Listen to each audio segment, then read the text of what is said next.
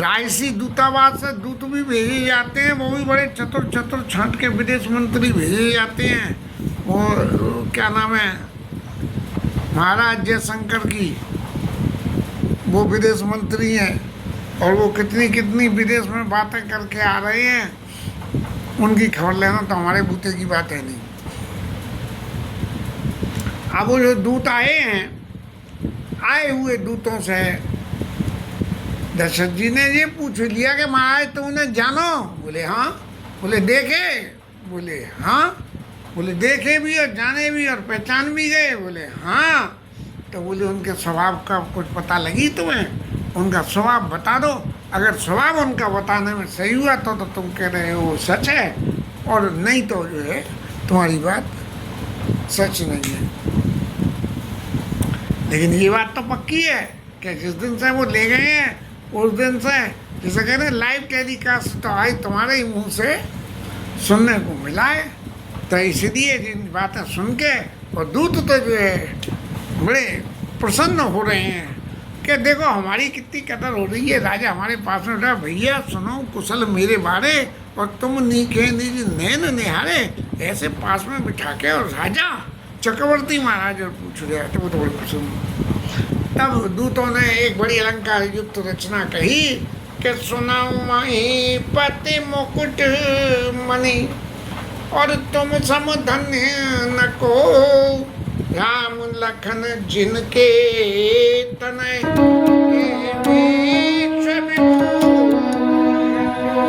इस पूरे विश्व में आभूषण के समान ऐसे सुंदर आपके पुत्र हैं, इसलिए आपके बराबर महाराज कोई भी भाग्यशाली नहीं। अब दूतों को ये सुना तो रहे हैं राम जी के चरित्र को, महाराज उनकी तारीफ को सुन के खुश भी हो रहे हैं, लेकिन अभी मतलब की बात नहीं आई कि इतनी तारीफ की बात करी, इतनी बात कहने के बाद भी अभी महाराज अंटी में से नौछावर नहीं निकाल रहे। तब दूतों ने एक बात कही कि पूछन जोग न तने तुम्हारे पुरुष सिंगतियों को भैयारे, आपके पुत्रों के बारे में कोई पूछने की जरूरत ही नहीं है, क्योंकि उनका चरित्र पृथ्वी धरती आकाश सब में सब जगह पहचान लेते हैं। और आप पूछ रहे हो कि उन्हें पहचाना कैसे? अरे सूर्य नारायण निकलिया में तो क्या उन्हें पहचानने के लिए जरूरत है? नहीं है ना। तब जो है जिनके जस प्रताप के आगे रवि मलिन शशि शीतल लागे, उनका यश तो इतना है महाराज कि सूरज भी उनके आगे हल्के पड़े जा रहे हैं, और आप कह रहे हो कि उन्हें कैसे पहचाना? तो देखिए रवि की दीप कर लीजिए।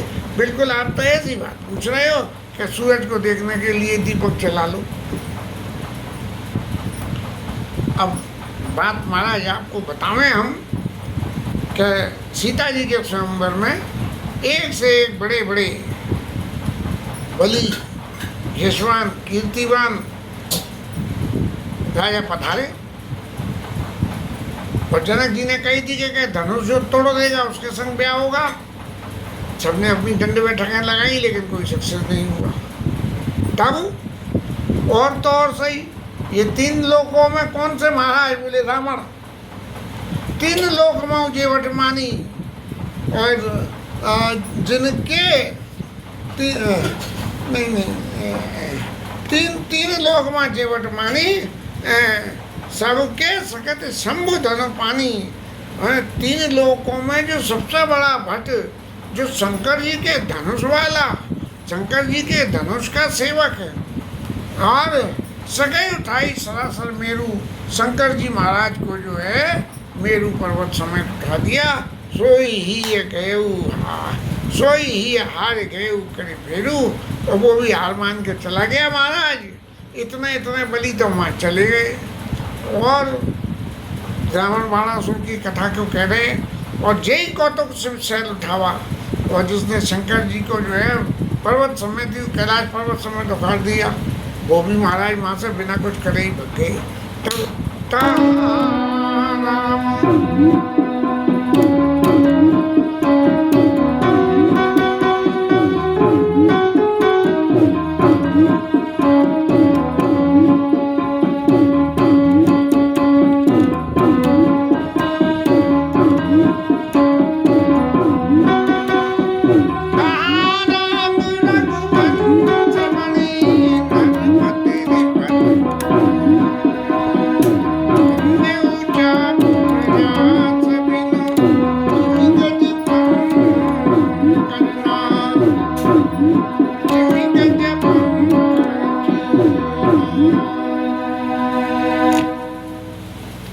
अब जब ऐसे ऐसे पहलवान पछाड़ के चले गए, तब आपके राम जी महाराज ने क्या करा कि जैसे हाथी कमल की डंडी को तोड़ दे। कमल की डंडी कोमल होती है, थोड़ी सी हार्ड जरूर दिखती है लेकिन टूट हाल जाती है। तो वो जो है राम जी महाराज ने वो धनुष को कमल की डंडी की तरह से महाराज तोड़ के रख दिया। इतने बली हैं। अब जब उन्होंने धनुष तोड़ा, तब जो है वो महाराज परशुराम जी आ गए और उन्होंने खूब ऊधम मचाया वहाँ सभा में। और सब लोग बड़े चिंतित तो हो गए कि इनके ऊधम को कैसे जीता जाएगा। तब जो है देव की राम बल निजी धनु दीना और करे बहु विनय गवन कीना। महाराज आए तो थे धनुष तोड़ने वाले के धनुष को तोड़ने के लिए, लेकिन उसका धनुष तो उन पर नहीं टूटा। अपना खुद का धनुष जो उनके पास था वो भी उन्हें और दे के और चले गए। तो महाराज ये कथा तो रही राम जी की रही कि राम जी का प्रताप इतना है। आप पूछ रहे होगे पहचानी कैसे? अब महाराज ऐसे प्रतापों को पहचानने की कोई ज़रूरत होती है? और तो और सही महाराज, ये तो राम जी का चरित्र दिया, लेकिन लक्ष्मण जी तो तेज नितान लखन पुनि तैसे। लक्ष्मण जी भी राम जी की तरह से ही तेज का भंडार है। और कंपे भूप बिलोकत जाके जिमिका जी हरे किशोर के ताके। जब वो राजा इतने सारे बैठे थे और धनुष तोड़ रहे थे और नहीं टूट रहा था, तो लक्ष्मण जी ने जब आंखें फिरा के उनको देखा तो देख के वो सबरे के सबरे कँप गए। जैसे बहुत से लोगों की तो आदत होती है कि हम तो कँप गए, चाहे कपड़े पे हिले भी नहीं हो। लेकिन तब जो है दूतों ने कही कि ये तो साहब ऐसे अतुल बल है कि इनका कोई दूसरा सानी नहीं है। तब जो है एक बात बड़ा सुंदर अलंकार जोड़ा कि देख देव तब बालक दो उड़न आँख तर आवत को। आपके दोनों पुत्रों को देख के महाराज उनकी शोभा उसको देख के अब दूसरा तो कोई आंखों को स्वरूप अच्छा लगता ही नहीं है। और राजा महाराज ने कही कि क्या सुंदर अलंकृत तारीफ मेरे पुत्रों की करी है। तो दूतों को दूतन देन निछावर लागे। अब उनको निछावर राजा दे रहे हैं लेकिन कई अनीति थे मुदई काना, और धर्म विचार सवई सुख माना। कन्या जिस परिवार की है, उस परिवार का यदि कोई भी आदमी है तो वो कन्या उसके लिए कन्या ही है, और उसके वहाँ ससुराल से कोई किसी तरह का कुछ लेना, ये जो है नीति के प्रतिकूल है। तो धर्म विचार सवई सुख माना, उन्होंने मना कर दी कि महाराज हम जो है पुत्री के परिवार से के ससुराल से कैसे ले सकते हैं। और उनकी इस बात को सुन के सब लोगों ने सुख माना कि देखो अलंकार तो बहुत बढ़िया बढ़िया लगा रहे, लेकिन बात भी बड़ी सुंदर सुंदर बोल रहे हैं। तब जो है जब उनसे संतोष हो गया, तब जो है महाराज ने गुरु जी की पारकता हो थे।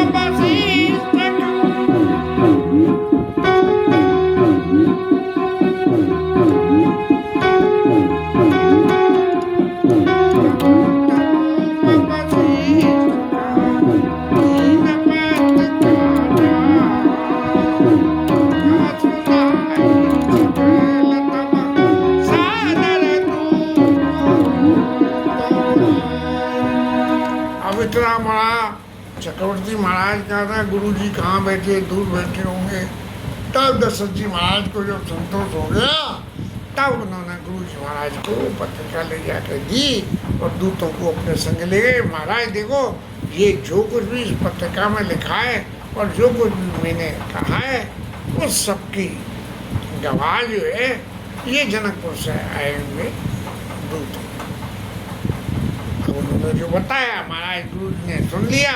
तो राजा को ये आशीर्वाद कहा कि पुण्य पुरुष को वही सुख चाहिए। जो पुण्यवान लोग होते हैं, जो पुण्य करते हैं, उनके लिए तो इस पृथ्वी पे सुख ही सुख है, लेकिन जो पाप करें उनका कोई वर्णन नहीं है। ये नदियाँ सब जल समुद्र में ले जाती हैं। समुद्र कभी नहीं कहता कि मेरे यहाँ लाओ। जद्य पिता ही कामना नहीं तिमी सुख पाती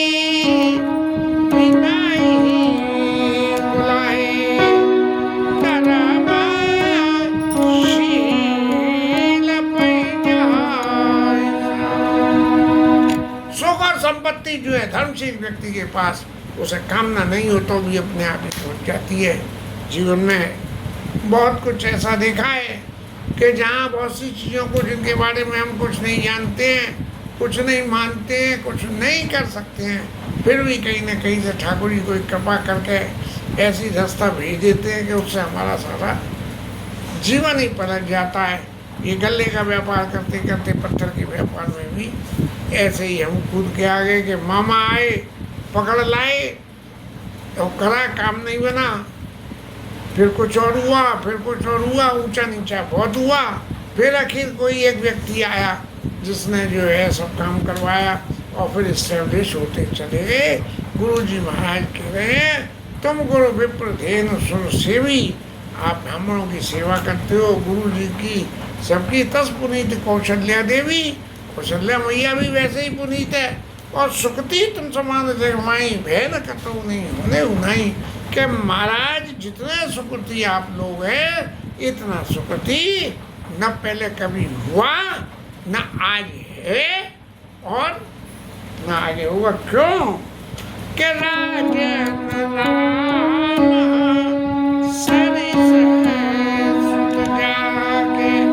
महाराज राम जी के समान जिसके पुत्र हों, ऐसा पुत्र तो कोई, ऐसा पिता तो कोई जय मिल ही होता है। इसीलिए महाराज वीर विनीत धर्म में राती गुण सागर पर बालक चारी। महाराज आपके ये दो तो वहाँ हैं ही हैं और दो यहाँ हैं, आपके पास चार हैं, इसलिए आपका हिस्सा बड़ा हो गया।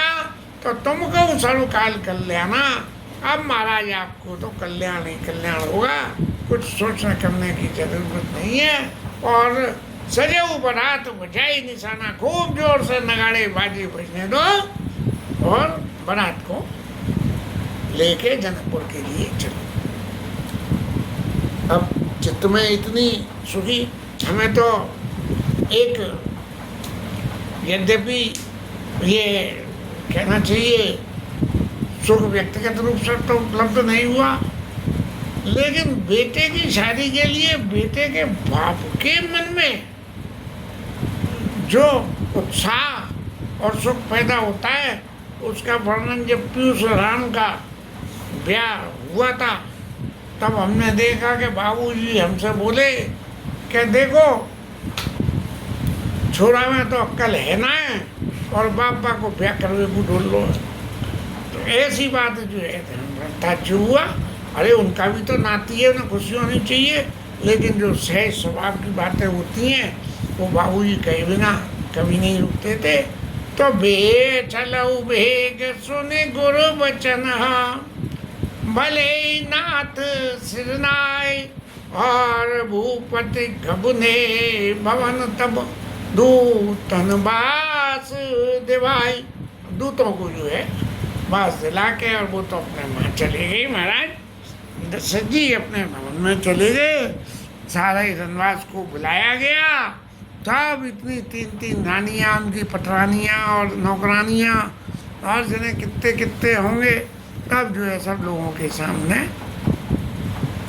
इस बात को रखा।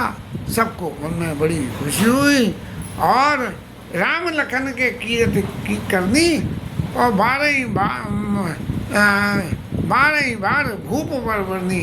राम जी लक्ष्मण जी का जो चरित्र था, जो दूतों ने उन्हें सुनाया कि धनुष यज्ञ कैसे कैसे हुआ, बस इस बात को सुन के जो है राजा बार बार एक ही बात कह रहे हैं।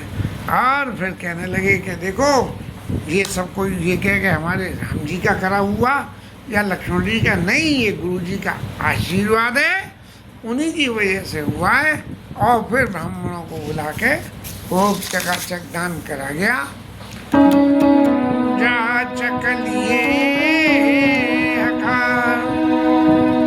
दीन निछावर कोट विधि, चिरजीव सुत चार चक्रवर्ती दशरथ के। अब यद्यपि सब तरह से संपन्न थी नगरी, लेकिन फिर भी उस नगरी में ऐसे लोग थे कि जिनको जो है मांगना पड़ता था। और क्यों मांग रहे थे? क्योंकि वो राम जी की नौछावर थी, इसलिए राम जी की नौछावर को मांगने के लिए जो जो राम जी की नौछावर लेना चाहता है वो यहाँ आ जाए। तो महाराज इतने लोग हैं जिन्हें ज़रूरत थी नहीं थी, सब आ गए और सबको जो है खूब चकाचक महाराज जो है नौछावर दी गई। घर घर बाजे बजने लगे और सब अपने गली घर सब सजाने लगे। अब कहना ये हुआ कि भैया अयोध्या तो सदैव से ही संपन्नता का प्रतीक और इतनी सुंदर, बोले फिर भी सजावट, बोले फिर काहे की सजावट? बोले प्रीति की रीति यही है कि जब कोई आदमी हमारे घर में आवे तो हम उसके सम्मान के लिए कुछ करें। बचपन की याद आती है, घर में कोई आता था हमारे मामा वगैरह, तो हमारी माँ घर में कितनी तैयारी करती थी, तो हमें ऐसा लगता था कि ये इतना पाखंड क्यों करती है, क्या उन्हें ये दिखाने को कि हम कितने संपन्न हैं, जबकि हमारी स्थिति कुछ और ही थी। तब इन सारी कथाओं को सुन के लोग वागों ने पूरा नगर सजाया है और झंडे लगाए गए।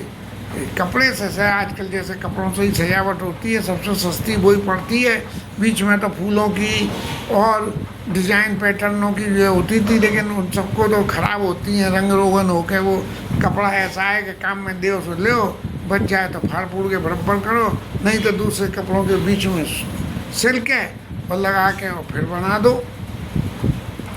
लोगों ने जो है खूब अक्षत माला सब मंगल सामग्रियाँ सया के मंगलमय निज निज भवना लोगन रचे बनाए बीती सीखी चतुर सम चौके चार बुराई।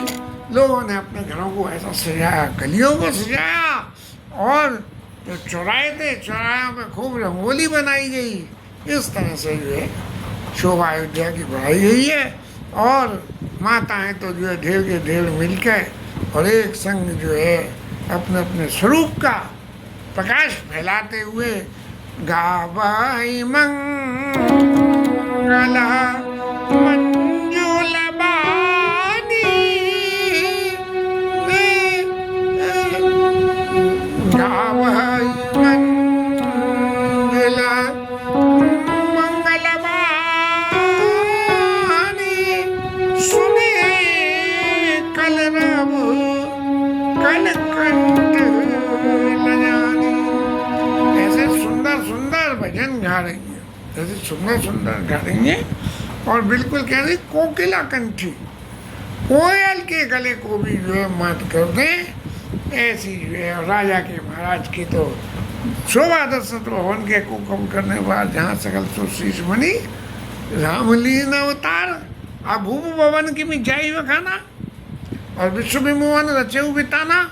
बिल्कुल ऐसा लगने लगा कि इस सारे संसार को मोहने वाले ने, महाराज ने जो है ये सब शोभा यहाँ की करी हो। और कतों मिलत बंदी उच्च रही। अब जो है जो बंदी लोग हैं जिनका काम यश गाना है, वो तो जो है गाते गाना उन्होंने तो शुरू कर दिया। बचपन की याद आती है, घर में कोई शादी होती थी तो 2-3 मियाँ थे और वो आते थे और कुछ गान टान सुनाते थे, उन्हें छावर पाते थे। तो ऐसा ही हुआ होगा।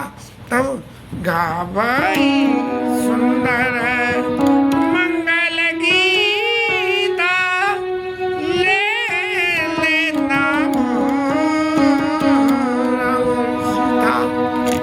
राम जी और सीता जी के नाम को मिला के और गीत गा रही हैं, ये गीत गा रहे हैं। और जहाँ भले ही चाहे वहाँ उस गीत ओरिजिनल गीत में वो नाम हो नहीं हो, चाहे नहीं हो, लेकिन राम जी और सीता जी के नामों को उन गीतों के बीच में समावेश करके उस मांगलिक को होने।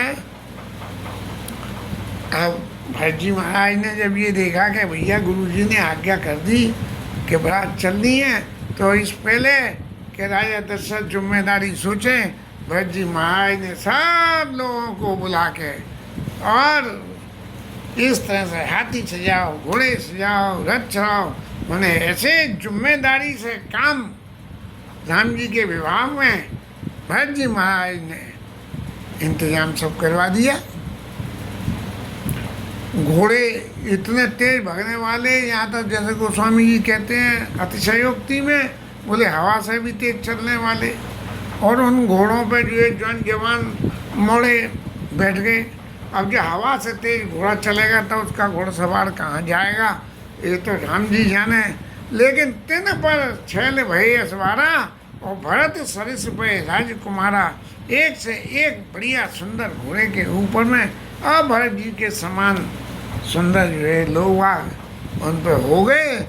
और सब बढ़िया कपड़े पहने हुए, आभूषण पहने हुए, और कसर चाप तून कट भारी, कंधे पे चाप धनुष रख के, और सब लोग जो है एक जगह छड़े छबीले छैल सब सुर सुजान नवीन, और जुग पद चल असवार प्रति जे ऐसी कला प्रवीण। असीमाने तलवार की चलाने में जो थे वो ऐसे जो है पहलवान निकल के रथ पे घोड़ों पर सवार होके और एक जगह पे इकट्ठे हो गए। बांधे बिरद बीर गाड़े निकट से भये पुर भाई ठहरे।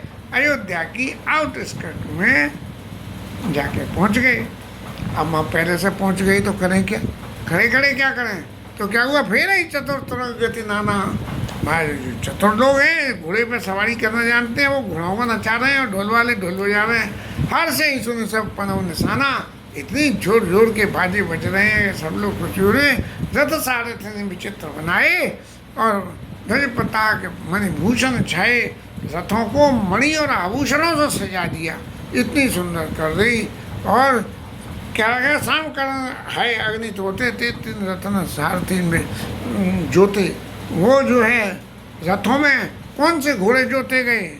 घोड़े वाले घोड़े नहीं जोते गए, बोले काले शाम करण, सामले रंग के। क्यों? सुनार की दुकान में आप देखो तो वो जो डमी जिसको जेवर पहनाते हैं उसे पहले तो खूब स्वरूपवान को पहनाते थे, लेकिन फिर लोगों की समझ में आया कि स्वरूपवान को पहनाओगे तो उसका स्वरूप दिखेगा, ज्वेलरी कहाँ दिखेगी। लेकिन जब काले को ज्वेलरी पहनाओगे तो लोग काले को नहीं देखेंगे, आपकी ज्वेलरी को देखेंगे। तो इस तरह से जो है सामने जो घोड़े थे काले काले, उन्हें तो रथ में जोड़ा और रथ में खूब अलंकृत किया अच्छी तरह से। चढ़ी चढ़ी रथ बाहिर नगर लागी चूरन बरात, होत सगुन मंगल समय जो जी का लन जा।